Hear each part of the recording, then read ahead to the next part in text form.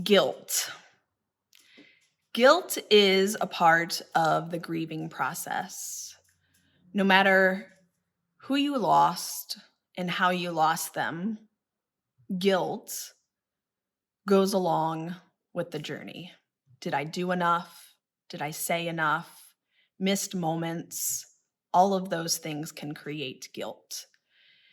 Guilt really is, did I do something wrong? So maybe I did something wrong or I didn't do enough of something to feel guilty, especially after we lose someone we love. Shame, on the other hand, is that there's something wrong with me. So, losing my husband to suicide 6 years ago naturally came with guilt, as it did when I lost my mom, lost my dad, lost a lot of important people in my life. Guilt was always a part of the package. But shame, something's wrong with me, is a whole other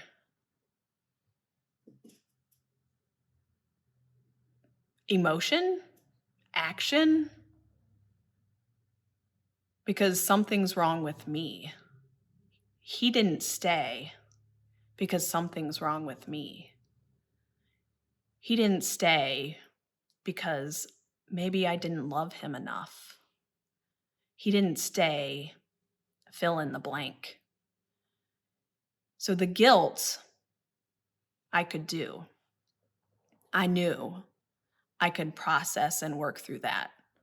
The shame led me to a very dark place. I felt broken enough to quit my job as a licensed counselor, let my license lapse.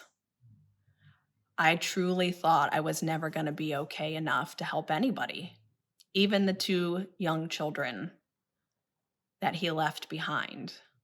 And all of a sudden, shame led me to sitting in that same darkness that Craig was sitting in. Shame is something we have to rally some support, find a therapist who deals with trauma, grief, the shame that goes along with suicide loss. Because the shame, the stigma, will drown you in the deepest ocean if you let it. Shame. Something's wrong with me. And at the end of the day,